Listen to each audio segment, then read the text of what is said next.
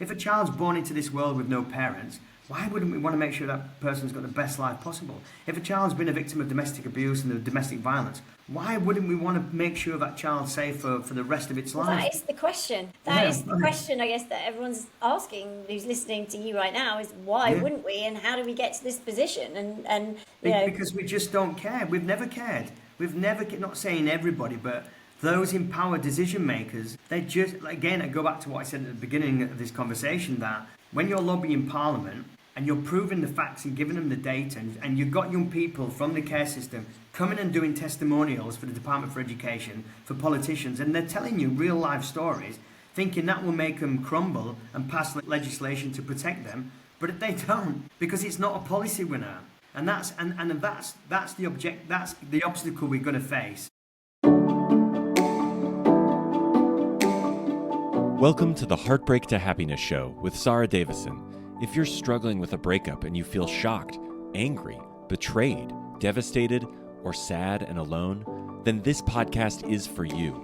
Best-selling author and award-winning host Sara Davison shares how you too can get on with your life to heal, grow, and move from heartbreak to happiness. Here's your host, Sara Davison. Back to the show. Now, I am super excited today to have a very special guest. We have Chris Wilde. I've asked Chris to come on for a long time, finally managed to coordinate our diaries because I think this is going to be a really powerful episode. Now, Chris is an author, he's a care home consultant, a government advisor, national youth advisor for young people, and a charity patron. He's a passionate advocate and campaigner whose first book, Damaged, tells the story of his life and those of other young children in care that he met along the way. Now, I've read the book. It is really hard going, it's hard hitting, it's powerful, but slightly, very deeply disturbing when you see what's going on behind the scenes. His second book, The State of It, is more of a rallying call for change as he exposes the continuing failure of young people in care. Now, I know a lot of you who follow me will know that children is a real area of my focus, and the damage done by the family court system in this country, in the UK, but all over the world, to be honest, we have these issues. So I am just really excited to welcome you, Chris, to the show. Thank you. So, I came across you on Twitter, on X. I've been following you for a while. Some of your posts moved me to tears on X. And I was like, I need to get Chris on the show. I need to interview. I want to shine a light on what's going on because whilst it's not my lane, as in breakup, divorce, it is domestic abuse. There is a crossover there. Let's start maybe by, Chris, if you don't mind, sharing a bit about your story. How did you get into this work? Yeah, I mean, in a thumbnail, I always say to people that, the care system wasn't for me. And just to articulate that a little bit better and explain is that I was born into a world of love. So I was born with parents, mom, dad. We had a very normal family life, as much as normal could be, up until I was 11 years old. And when I was 11 years old, my sister came home from school with chickenpox. Now, having chickenpox saved her life. She'd built an immune system. My dad hadn't. He was a victim of the system himself after losing his own mother from TB when he was 3 years old. And my dad was taken into foster care, but on a farm, so he wasn't around other children, so he didn't build the same immune system. So having chickenpox was very dangerous for my dad. Days after catching chickenpox, he was very unwell. He was taken to Bradford Royal Infirmary. And a week after, the 1st of April 1991, my dad passed away of chickenpox. So that was kind of like my first introduction to trauma. Didn't even know what trauma was. Never experienced it again, going back to that first statement about being born into a world of love.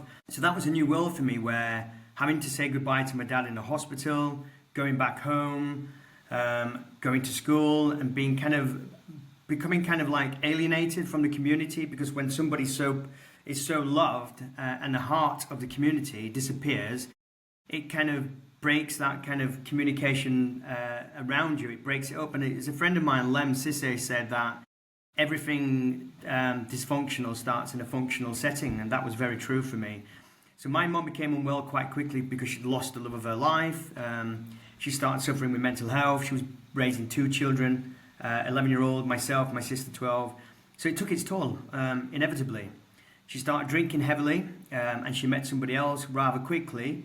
Not because, I think for my mom, as an adult and a parent now, I know my mom, there was a huge void there for my mom. You know, my dad was such a big character, and having an absence in your life, she needed somebody there. And she met somebody who was completely different to my dad, who was very abusive, very violent. So there's 2 contrasts there, where my dad was very gentle, kind, loving and caring, and this new man was very violent. I'd come home and my mum would be black and blue. She would be unconscious from alcohol, and there would be bruises all over her. Now, as a young man, you feel like you're the protector. You want to stay there with your mom and look after her. My sister went to live with my grandparents. Now, my grandparents didn't get involved because in their eyes, they just thought, you know, why would my mom choose this man over her children? But again, very complicated and a lot of mental health issues there at the time.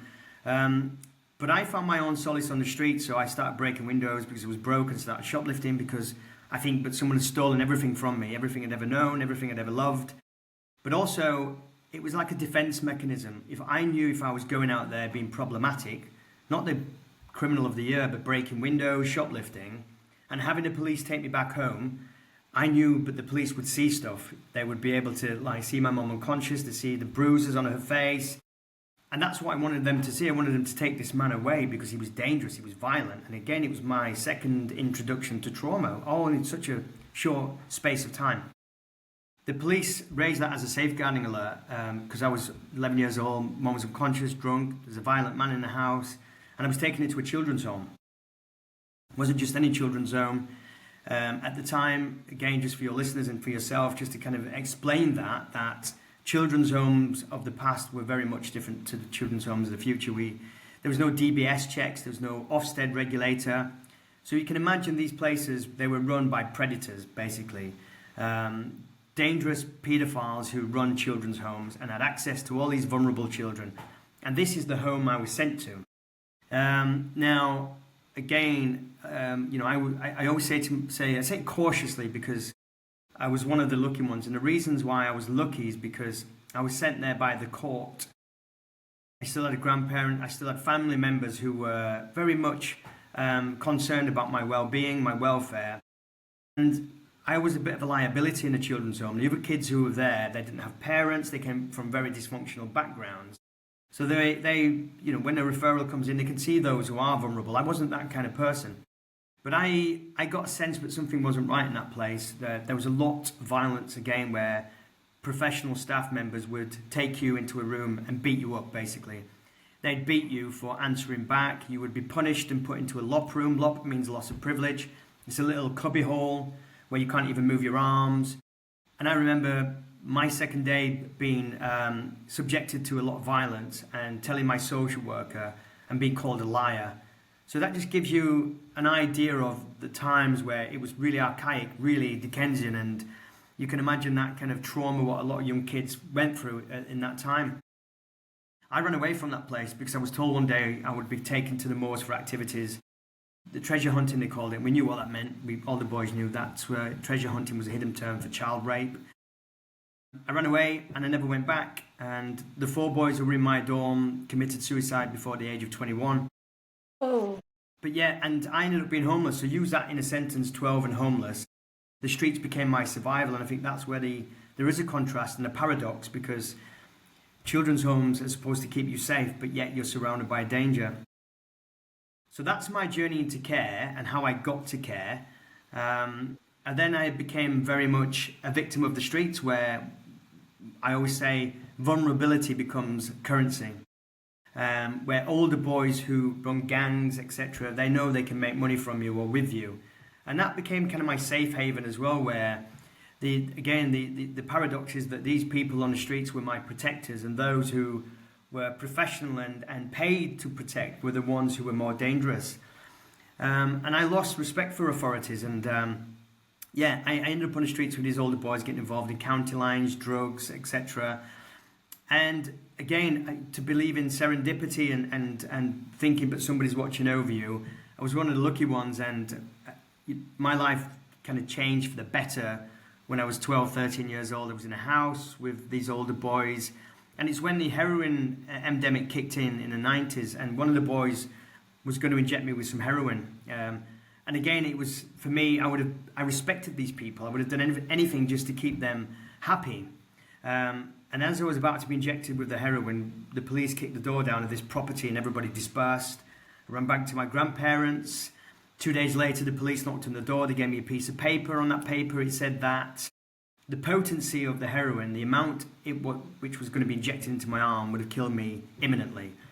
So that, yeah, and that's a lot. And bear in mind, that's in 12 months of being born into a world of love, having your hero, your dad, die, having that normality, having food on the table, clothes, love, stability, security, then being in this iniquitous world full of evil and dangerous people who want to take liberties of you in a space of 12 months. So that happening, I think for me, it was a moment where I was able to grieve the loss of my dad. I was able to cry. I was able to be a child again and just, ask for help. And that helped. At this point, you were back at your grandparents' house and they were looking after you. Yeah. Were you with your other siblings as well? Yeah, so my sister was there. So Grandma took me back then. Grandma took me in. She didn't want me to go back to the children's home. She didn't want me to go back home to my mom, who was still with this very violent man. So I stayed with my grandparents and I started the recovery process. Started to build myself back up and try and get some kind of therapeutic support. I mean, it's just unbelievable that you went through that at such a young age and how life can be so normal and then turned upside down. I guess the children's homes just sound horrific. You say they've changed. Yeah, ish. Have they? Well, not really. No. The premise of my work is that throughout my 20s, even with my grandparents, Grandma got me into boxing. I started to build my life back, but there was always something missing, and that something was that early intervention, going through that trauma at that time, and not getting that intervention work where, again, as now we'd call it, CAMS, counselling, therapeutic support, mental health support, didn't exist, but I kind of found that solace through boxing and the gym. But because that element of trauma had done a lot of damage to me throughout my 20s, I'd always had suffered, again, with addiction, alcohol problems, and it wasn't until I was in my 30s, I'm 45 now, it wasn't until I was like 31 that I'd met my wife and decided that, the only way I was ever going to get any kind of closure, any kind of sense of reality and try and find a purpose, again, turning that pain into purpose, was to go back into the care system as a professional and help other people like me who'd been through domestic violence, addiction, drugs, abuse, trauma. But then realizing that 28 years later, the system hadn't changed, that children, young people in these care settings were still being neglected, abandoned, rejected, abused. And that became the catalyst of the work. That became the motivation to say, enough is enough. If I do not speak out, if I do not campaign and start to advocate and give these young people a voice, then it would be hypocritical of me to walk away. There's a duty, isn't there? There's a loyalty, there's a respect to go back in and help other people like me. And it still is, and it's a passion I can't even articulate, because it's beyond the calling, where you're going into these environments and seeing that no child should ever suffer, no child should ever have to endure that kind of abuse. And that's where I found, my purpose. It's such an inspiring story, and I totally get that when you're fueled from the inside and it is just your drive and your mission, and that's why you're here. I guess I resonate with that. But you're saying they haven't changed, but talking about care homes, they must have surely DBS checks and preventative measures to stop paedophiles running these homes, right? So don't they? Are you saying that's still... Well, they do, but again, is you've got to understand the care system. It's kind of built on very ancient policies, which they don't really legislate. It kind of just add to it, they adjust them. Now, the reason why care homes are dangerous today is because our government sold off all the assets. Everything's been privatized. It become monopolized, which means private equity firms take them over. They make a lot of money out of these places, but they don't invest their money back into these places. So because it's privatized, they don't have to invest in quality staff, trained staff.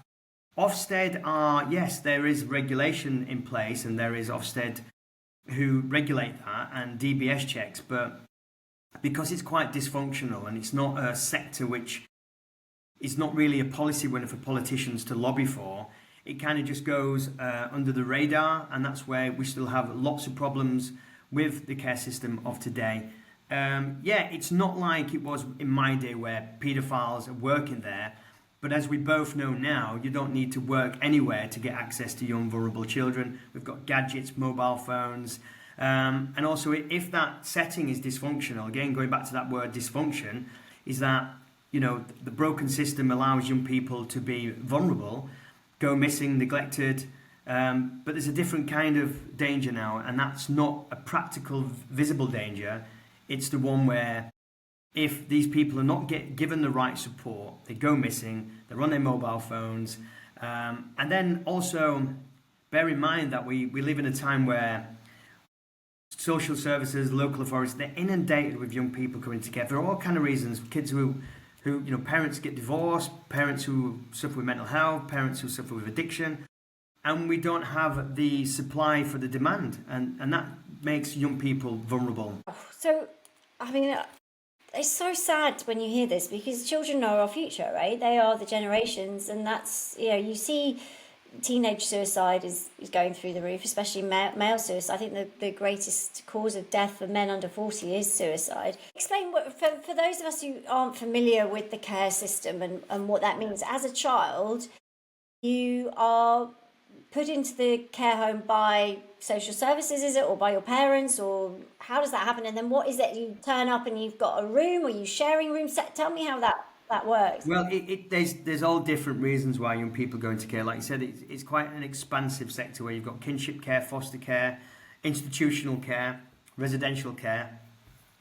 If now a social worker, if there was a court order, so it's got to come through family court as a court order, where you're deemed unsafe at home, or there's some problems with your parents' mental health, drug addiction, then I think the first kind of thing most local authorities look for is to place that child in a loving family, mainly foster care, or extended family, so that kinship care, an uncle, a grandparent.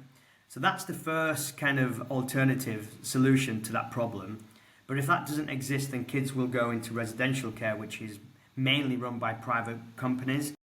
What is care? Care is where the local government, local authority become your corporate parent. They have a full court order, so they have the say in your future, your well-being.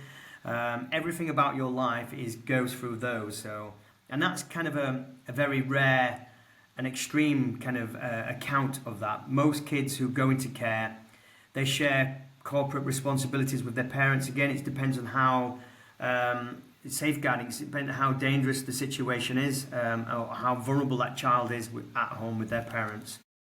When you go into a children's home, you are there with other children, of course, not just yourself. Today, you won't be with children who are young. It's all reasons for safeguarding. When I was in a children's home, it was young kids from 6 up until 18. Now they try and keep it the same age, moderate, for safeguarding reasons. If you go into care nowadays, you will be there with children your own age, 4 or 5, 6 children, nothing more than that. And there'll be 4 staff members who will look after you 24 hours a day, 7 days a week. That's how it should be, if that makes any sense. Okay. But that's not always as it is. It's not always as it is, because, again, you've got to think what's happened over the years. And you've got to kind of, to articulate this, think about what's happened with government assets being sold. Like, let's say 10 years ago, the local authority would own its own children's home. So then that gives them complete oversight, so they can see everything what goes on there. They can put staff in there. Now, the reason that stopped happening is because it's a statutory service, it's a legal obligation, yet it's a very expensive one. By selling this to private companies, the councils are trying to make money, but the problem is that they sell everything and then they've got to rent everything. So Now you get these private companies who can dangle a carrot because they don't own these properties, they don't own these organisations, yet children have to be in safe places by law. They've got to be, placed in some kind of accommodation. They can charge up to £5,000 to £10,000 a week, and that's where all the money gets drained, and that's why local authorities declare 114. Wow, Yeah. £10,000 a week for Oh, one child. Yeah, some cases £20,000 a week. Yeah, can be some cases £1 million a year to look after one child. So if you are a provider, and you've got 6 houses, 6 properties, and you are, let's say, in a borough of Enfield, you can dangle a carrot, and they've got to pay it because it's a legal obligation to place a child in safe accommodation. The system is completely flawed. I mean, it's utterly ridiculous. And that's why it's collapsed. That's why we're in a situation now where you've got kids in some places around the country getting placed in caravan sites because there's just nowhere to place them. And this is what I said to you when I said to you at the beginning, could the mistakes of the past ever surface again? Absolutely, because we just do not have a grip of the care system. It's absolutely on its knees. It's on the precipice of collapse because of just how dysfunctional it is, and because they've sold it all off to private equity firms. I mean, there's a part of me that goes, well, if I was in private equity, I would care about the kids. But obviously, this is just not happening, right? So maybe there's a campaign right there to say, if it's private companies, you should be able to find out who these people are, right? And yeah. Well, there is a campaign, and it's government. I think since the new government came into power, they've got some really formidable backbenchers who come from, for instance, Sally Jameson. She used to be a prison officer at Moorlands Jail. She's come into this now, and I've worked with Sally for many years when I used to go into the jails and do work with inmates who've got care experience. But you've got people like Sally who's in Parliament now, backbenchers who can push for these policies. They can push for legislation.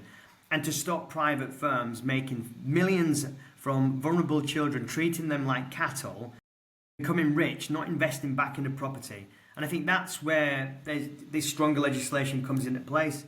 They've realised that it's not working, like you've just said previously. It's not working. It's flawed. It doesn't work. We're in 2025, and yet children are still being abused and subjected to all kinds of trauma. It shouldn't be this way. It's just horrific. Okay, so, I mean, I'd be interested later of this to talk about how we can, I can help in any way with going to the private companies, because I just find this unbelievable. But I see it in so many different walks of life with what I do that it doesn't shock me, unfortunately, but it still horrifies. Obviously this is going to cause trauma, and it is a traumatic experience on top of the trauma they've already lived, on top of the reasons why they are in the children's homes in the first place. So, and then they're obviously mixing with people that also have troubles. So it's not like you're in a support group of healthy, mentally healthy, because everyone's going through trauma. So that becomes your norm. What happens to the majority of children then when you come out of the children's home? Well, when you leave the care system, I think there was quite a big campaign recently by the charity Become. The data shows that 1 in 3 young people become homeless 2 years after leaving care. Statistically, 1 in 3. And statistically right now, I think it's like 50% of everybody in our custodial system, like in jail, has been through the care system. I think it's 50%? Something like... It's got to 50%, yeah. We're at 50%. If you think, just to articulate this to your listeners, is like, think about Cookenwood Jail. There's 80 inmates in there from 16 to 18. Of those 80 inmates, 16 to 18, 30 have committed murder. Of those 30 who've committed murder, I would say a good percentage, probably 60-70%, have come through the care system in some form, whether being in foster care, kinship care, but they're known to local authorities. They have social workers, so they're still part of the care system. And also just looking at some of the problems we're facing now about unemployment. Most people who leave care, I think it's nearly 60-70% of every care leaver is not in education or employment. So then they become reliant on universal credit, on social housing, which then becomes more problematic, more expensive for local authority, for councils, for government. So it's just a no-brainer for me just to get it right at the beginning, so we don't have these extended problems in the future. And which has always been a problem for me to to comprehend, even when you lobby in Parliament, is to say, why are we so keen on spending all this money as a cure, but then we're not interested in the preventive measures? Well, we can prevent this from happening. And for some reason, governments past and present, they just don't see it. They spend all this money. When one person fails and goes to jail, it costs us, the taxpayer, nearly £500,000 a year to put that one person into jail. We can prevent this from a very young age with that right early intervention to give them that therapeutic support, stop it from happening. But I'm no mathematician, but you don't need to be to realise it's just wrong. It's so wrong. Is that coming out of the care homes then? So homelessness is obviously a big issue. The mental health is obviously going to be a problem because just of the environment. Well, one, the trauma they've been through, but two, the environment they've then had to live in. Prison is a big. Obviously a lot of them end up in prison committing murder. I mean, that's just unbelievable. I mean, and then obviously suicide as well. So there's no good option there. I mean, the majority of them are ending up in one of those 5 places. Yeah, and I think also in regards to mental health, we've seen a massive increase in young people leaving children's services, then coming straight into adult services, and then that transition is happening, and it's a problem because if these people then end up on mental health wards in our hospital wards, they can't be released back into the communities if they don't have places to live. And then they end up getting propped up on mental health medications such as risperidone. And then it's just a vicious cycle then. We're not doing anything. We're not giving these people any kind of life skills where they can thrive in the communities. And it's increasing. It's not like, we found a solution, we're trying to prevent this from happening. We're not seeing any decline in this. We're seeing an increase in this happening. So we are reaching the point of unsustainability where it's going to it'll crash basically. It'll come to it will collapse. Do you know how many kids are in the care system at the moment? Well, I think when we published the Independent Care Review 3 years ago now, I think we were looking at the end of this year, so the end of 2025, we said we estimated about 80,000, but we're looking at about 100,000 by the end of the year. So that's a big increase. Poor kids. It's just your heart breaks.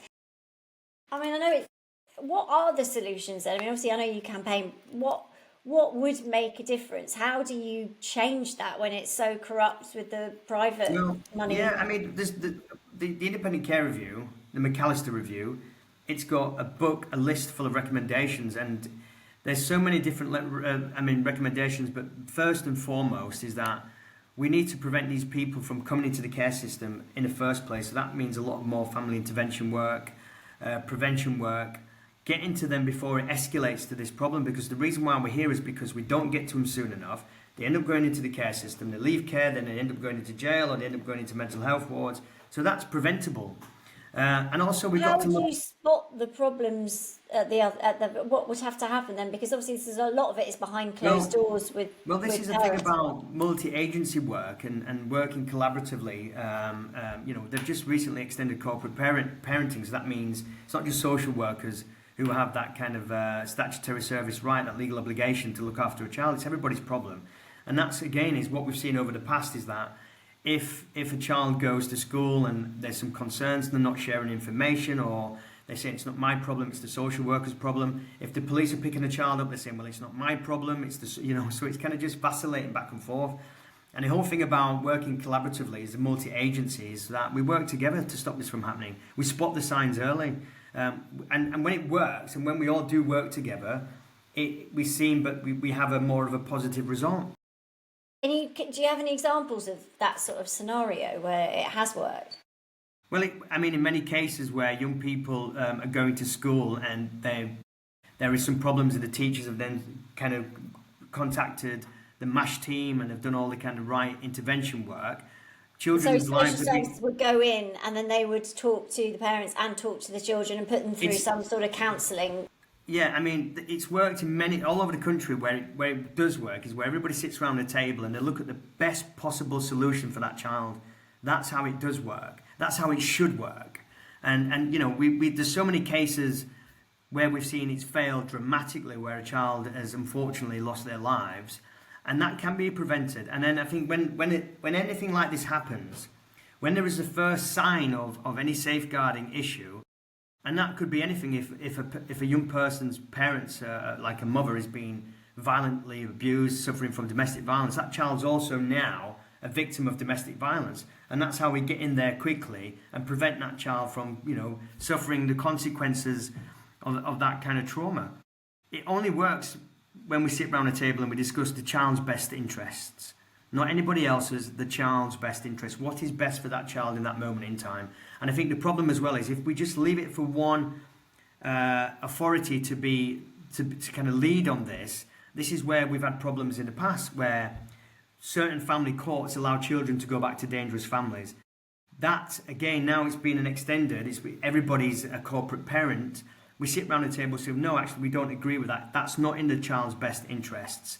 So these conversations have got to happen before family courts and other people take control, because it just doesn't work.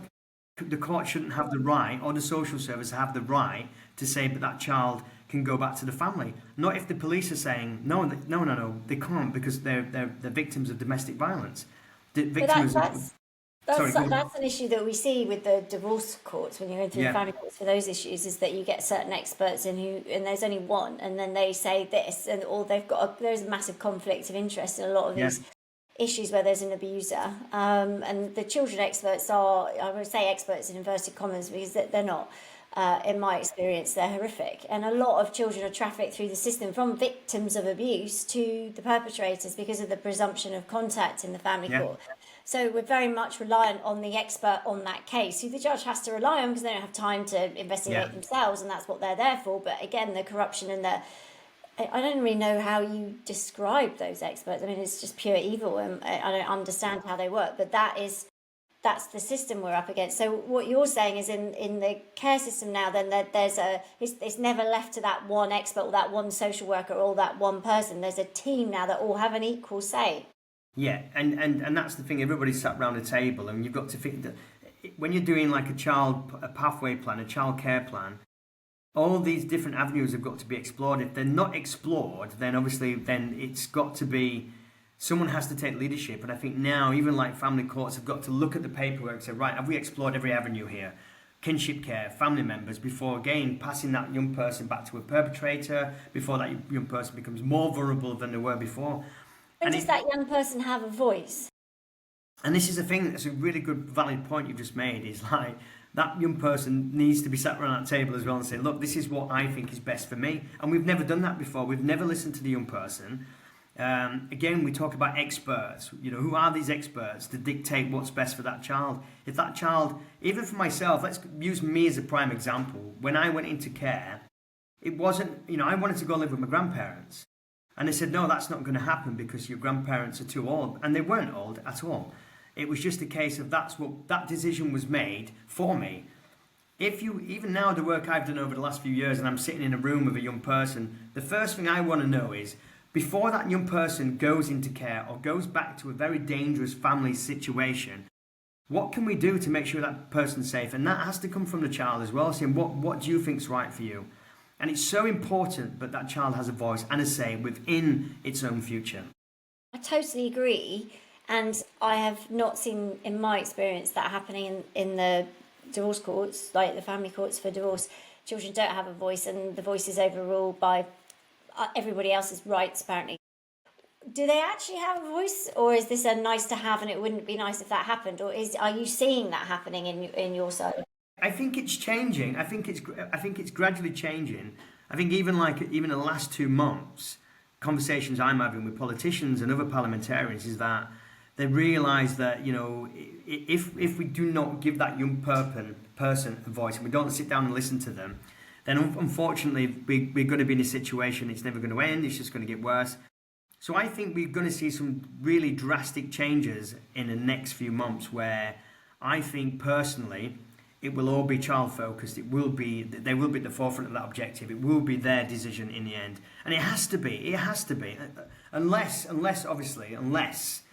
there is enough evidence there to say, but that child obviously, if he wants to go back to a parent and the parent's too dangerous or that situation is dangerous, then yes, there's got to be some intervention there. But still, I would never sit down with a young person and dictate to them what's best for them.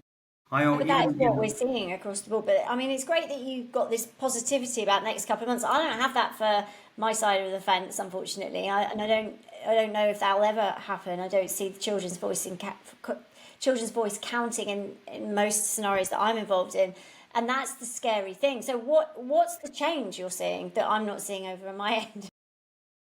I just think because the change in dynamics, the change in politicians, we're not dealing with the same kind of, I won't say corrupt because that's probably wrong, but a kind of same vacuous kind of ignorance, what's kind of led this for the last 10, 14 years. We've got a lot of young politicians in power now who are school teachers, social workers, police officers. They come from real backgrounds, real working class backgrounds, where they understand that for anything to change, those people, that lived experience has got to be there to change that legislation. And we're seeing it. We're seeing that change. When have you ever seen a government where we've got school teachers who are 8 months ago, they were just school teachers. Now they're politicians. So who best to tell you what's best for that child than that school teacher? Nurses, social workers, who best to tell you what's best for that child than a real expert? Previously, ministers, children's ministers, never worked on the front line, never had any experience. How can we let these people rule the country, write policy, and have never done a day's work in their life in a real environment? So that's the change. That's what's happening. Wow, I love that, and I mean that's really inspiring, and I mean I really hope that that is the case and that they can push things through. I saw on your Twitter you were talking about care champions. What is that? So yeah, I mean a lot of the campaigning work I'm doing at the moment, not just myself but many great people, is we start a national campaign, and that national campaign is calling out young people who work in organisations to become care champions, mentors, advocates.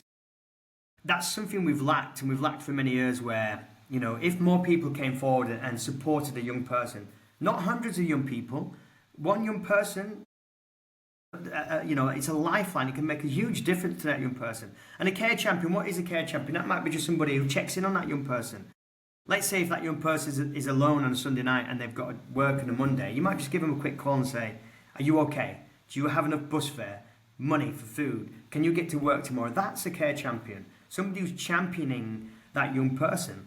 And surprisingly, when you do campaigns like this nationally, hundreds of people come forward and say, hey, Chris, I want to get involved in this. Yeah, I'm sure. You know, for me, if I know some kid across my road where I live has been abused, I'm not just going to close my door and stay quiet.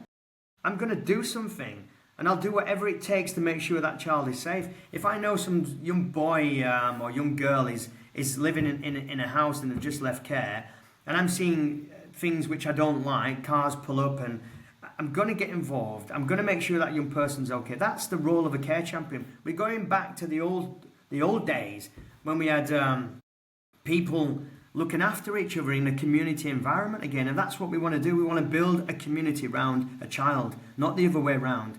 And we've got to bring that back. Somebody that lives local to that particular child, so you'd be paired with someone who is local to you. Yeah, and I think what we're doing it at the moment with things like community champions, care champions. So it's like anybody who works in any organisation across the country can go to their line managers, their directors, and say, I want to nominate myself. I want to put myself forward to be a care champion. Would like to get a young person from the care system into our working environment, and I want to support them. I want to nurture them through that process. I want to help them become successful. So that's what a care champion does. We've got them in jail. So Sally Jamieson, who's the MP for Doncaster, she brought this project, this campaign into jails. So even as a prison officer, you can become a care champion, and that means spending some time with inmates who come through the system and trying to prevent them from coming back into the system and making sure that they've got the right support in place. So when they leave jail, they're not going back to their old ways. We don't want to see people coming back into the system. We want to make sure that they thrive in our communities. And that's what a care champion is. Somebody who genuinely cares about the future of young people in care. I mean, I love that idea. I think that's incredible because we all need someone to speak to from time to time. Yeah. We all need someone who gets it, who understands. So I think that's super, super important. We're talking there about prisons, and I find that interesting because I do see people the projects in prisons to rehabilitate, and what's the success rate of that? I mean, obviously it's better, as you said originally, to get back in and sort the system out so they don't go through a lot of those, the trauma in the care homes and the system. But does it work? Is it successful? I don't have the national data on that. I mean, but let's say the jails I've been working with and the people I've been working with within these institutions, I've seen a good percentage leave jail, then get on a working program, and be rehabilitated. Go back into the community, start working, start supporting people. I don't have the overall data for that, but what I have seen where I am personally involved, it's successful. I keep tabs with these people, I keep in contact, and I can see that 6 months later, they're still doing incredibly well. I can see that working with you, Chris, having one-on-one time with you or group work would be amazing for anyone. I mean, you're a real inspiration, and you can tell you genuinely care, and that kind of shines through you. Anyone that gets to work with you, I'm sure it opens up a possibility that they maybe wasn't even on the horizon before, and also not just the possibility, but you give them the how, like the steps to get there and actually action it. For those that are, I suppose prison is a relatively toxic environment as well, though, because you're with other people who are maybe, mental health has suffered. This is another traumatic place. So, again, I guess it must be hard for people to see that there is a way out. They might want it, but actually being able to is a different thing, no? I think, and that's a good point. But again, I'm passionate about the work. If I go into Moorlands Jail in Doncaster, and the people I've worked with, and there's been some great results where young people have left, have got jobs, and they'll send me a message on Instagram saying, "Hey, I've got a job. Thanks for supporting me," and I'll check in with them. But I think a lot of people, they want change. They want to do better, and I think you've got to go in there with that insight and kind of just show them a different way of life, a different light. Everybody I've spoken to, nobody likes being in jail. Let's get that as a fact. Nobody wants to be in jail. But over the years, there's not been that kind of opportunity. And that's why we're creating those opportunities, because it's the cliche thing where they leave jail and it's like they've got to go and work as a labourer on a building site. I'm not saying that's a bad thing, because it's a respectful job to make money. But then some of these people I've worked with, they're geniuses. If I put an engine in a prison cell, some young people I've worked with, they dismantle this engine and put it back together. They get a degree in engineering if that was them in a different kind of pathway in your progressing. They've got the skills, they've got the ability to be better. We've just got to create the opportunities. And that's, and it's a proven track record there where a lot of young boys I work with who are involved in county lines, who are incredibly good at making money, they're becoming brokers and bankers in the city. We get them some work experience. We get them on a job program. 2-3 years later, they're training to be traders because they're good at making money in the right way. Yeah, it's just hard, isn't it? I mean, where you're born into has such an impact. We're a product of our environment, the behaviours, life skills that we pick up from the people around us, and if they're not healthy, if they're dysfunctional, we just as a child absorb those, and then that's a disadvantage for life. So having the ability to have people in the care homes, in the children's homes, or in the system, like the school teacher that's going to notice, like you going in and helping and educating, I think is that, education and showing them all the way through that this is a possibility and that they can do it is, I guess that's the when you turn that would be nice to, this is a real possibility. Yeah, and I think that's what the care system of the future looks like. Companies I work with across the country, one in Liverpool at the moment, is we've just opened a new property, and it's got 15 bedrooms. But all the staff members who work there, there's got 2 teachers, they've got a psychologist, a therapist. That's again, we're building that support around those young people. So failure shouldn't be an option. We're building a culinary school for young people. So if they're not in education or employment, they're doing some kind of training. They're gaining a qualification. They're gaining a skill. And this is how it should have been. Private schools and education systems. Our care systems should mirror that. It should be adjacent to that. People in Norway, the care system in Norway, they get the best care possible, and everybody who leaves the system in Norway, they become successful because those who are most vulnerable, those who need it the most, should get all our attention. And that's just a fact of life. If a child's born into this world with no parents, Why wouldn't we want to make sure that person's got the best life possible? If a child's been a victim of domestic abuse and domestic violence, why wouldn't we want to make sure that child's safe for the rest of its life? That is the question. That is the question, I guess, that everyone's asking who's listening to you right now is why wouldn't we, and how do we get to this position? And you know, because we just don't care. We've never cared. We've never, not saying everybody, but those in power, decision makers, they just, again, I go back to what I said at the beginning of this conversation, that when you're lobbying Parliament and you're proving the facts and giving them the data, and you've got young people from the care system coming and doing testimonials for the Department for Education, for politicians, and they're telling you real life stories, thinking that will make them crumble and pass legislation to protect them, but they don't, because it's not a policy winner. And that's the obstacle we're going to face. And I don't have a definitive solution to how we're going to get past that. Now, the one way we do that is when these young people who experience this neglect, social neglect from politicians and local authorities, when they become politicians themselves, doctors, nurses, lawyers, barristers, that's when we're going to see the change in the system. That's when we're going to see a total overall, this new kind of alliance of young people with real experience in positions of power saying, guess what, this is not going to happen ever again. And that time will come. It's coming. I love your positivity. I love how you are upbeat and your energy is infectious. I absolutely love it. And I think it's much needed in this sector because, I mean, it's a heavy, very disturbing in a lot of ways topic. But to have somebody like you is incredible championing. For people listening, if they want to follow you, if they want to find out more, where do they go, Chris? They can get, so I'm probably more active on Twitter, not Instagram. Instagram's for sales, isn't it? I don't sell what I do. But I mean, my Twitter page is active at ccwild79, and the reason is because for me, it's a platform where I can get other young people from the system involved as well, and they can have direct contact with politicians. If we stop talking about it, people will stop listening. So we've got to keep out there, putting the care system on the map. They can get my books, Damaged and The State of It, on Amazon. Read them because they are real inspirational books, not just about the care system. Yes, it's about people who have lost loved ones. It's about people who have suffered with mental health, addiction. And I think it gives people a sense of purpose, but most importantly, it will give people awareness. And when you walk past that young person begging on the street, it gives you a different perspective. You might think, oh, that person might have been like Chris Wilde, that person might have come through the care system, that person might have been abused.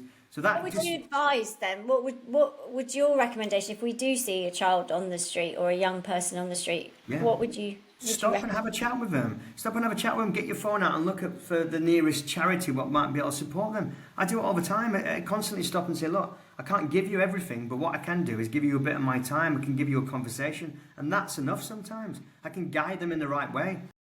We're human beings, and the only way we can, the world is covered with bad news at the moment. It's covered in malevolence, and so let's be kind to each other. Let's try and support each other, help each other. And it starts right at the bottom with children. Like you said, they are the future. And for me, I don't want children to be abused and neglected. It should never be that way. Never. They should be our gold, our prize, and our everything. And, my own children. I look after kids in care like I do my own children, and not to be scared or afraid to love them. Love that. How beautiful. I've got one last question for you, Yes. Chris, which I ask all my guests. Obviously, my podcast is called Heartbreak to Happiness. So what is happiness for you, Chris? Happiness to me, as a child in care, all I ever wanted was a family of my own, and I got that. I've got 3 beautiful children. I've got a beautiful wife. I've got stability. I've got security. And, I love doing what I do, but most importantly, I love that my family love what I do. They give me that flexibility because it's not easy traveling up and down the country all the time. But my little girl says, Daddy, I know you're helping other people. And that for me is happiness, is to create an environment of respect, an environment of appreciation, and to do what I do every day is a passion, it's a purpose, and the gratification of that is when I'm at that point in my career now where people I helped 10 years ago sending me messages saying, look, I'm a nurse now at Great Ormond Street. Hey, I've just got a degree in economics at this university. Thank you for never giving up. Thank you for being consistent, and thank you for always believing in me. And that's what happiness is. Wow, I'm so moved. You are one incredible human, Chris. Thank you so much Thank you. for everything you do, and thank you for being a fabulous guest. Thank you so much. Thank you. That's it for today's episode of Heartbreak to Happiness. Don't forget to subscribe and leave a review to win a free ticket to one of Sara's virtual retreats. The retreats are a transformative combination of live webinars with Sara herself, coupled with empowering online video programs designed to help you cope better with your breakup and start feeling happy again. For more details, head on over to heartbreakttohappinesspodcast.com, where you can also get a copy of Sara's free gift. Thank you, and join us again on the next episode for another dose of Heartbreak to Happiness.